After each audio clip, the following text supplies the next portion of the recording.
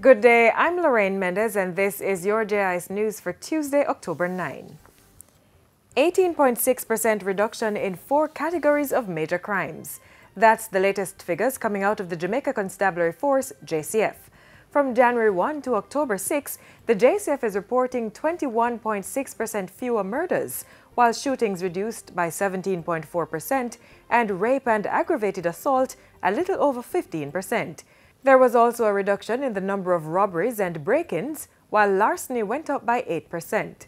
According to the JCF, 76 more assorted firearms were recovered when compared with the same period last year, as well as 5,795 rounds of ammunition. Meanwhile, areas under the enhanced security measures continue to see a decline in major crimes. St. James recorded 156 less murders between January 1 and October 6 when compared with the same period in 2017. The parish also had 98 less shootings and 6 less robberies. Meanwhile, St. Catherine North registered a 42% reduction in shooting, 24% in murder, and 41% in robbery. Over in Kingston and St. Andrew, shootings were down in the Kingston Western, Central, and Eastern divisions. This continues in the St. Andrews South and North divisions. The declining trend continues for murder in the same areas with the exception of Kingston Eastern and St. Andrews Central. In other news, Health Minister Dr. Christopher Tufton is standing by government's policy to ban sugary drinks in schools. Dr. Tufton insists that the aim of government's policy is not to stop children from consuming sugary drinks, but to reduce their intake.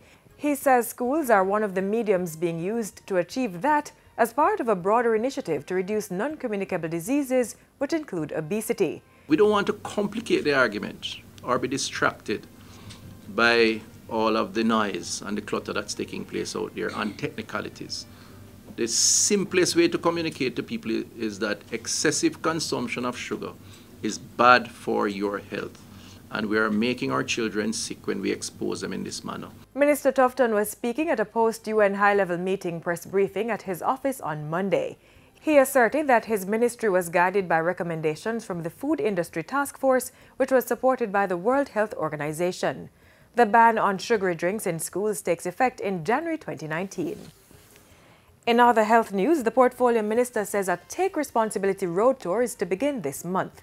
While addressing Monday's post-UN high-level meeting briefing, Dr. Tufton said the town hall-type meeting would seek to widen discussions on matters surrounding public health. The intention is to feature a clinical perspective on where we are and where we need to go, a policy perspective as it relates to what the government is doing and what we intend to do going forward. The discussions will cover lifestyle practices and their impact on non-communicable diseases.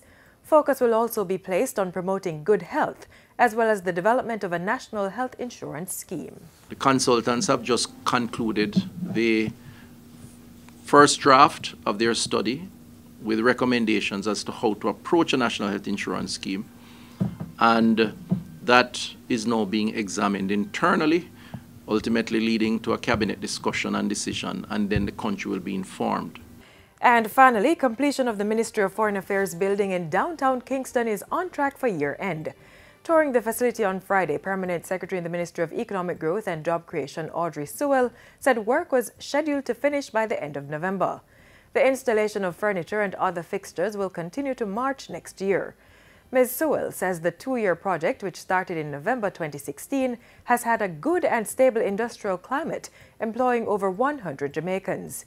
She says moving the Foreign Affairs and Foreign Trade Ministry downtown will add to the physical and economic development of the area. To move a very significant government ministry here is the beginning in terms of the government signaling that it is serious and taking the lead. It is serious about transforming downtown Kingston. The 11-story building is being constructed under a grant from the Chinese government and the government of Jamaica. The project is being managed by the Urban Development Corporation. And that's it for JIS News today. I'm Lorraine Mendez. Thanks for watching.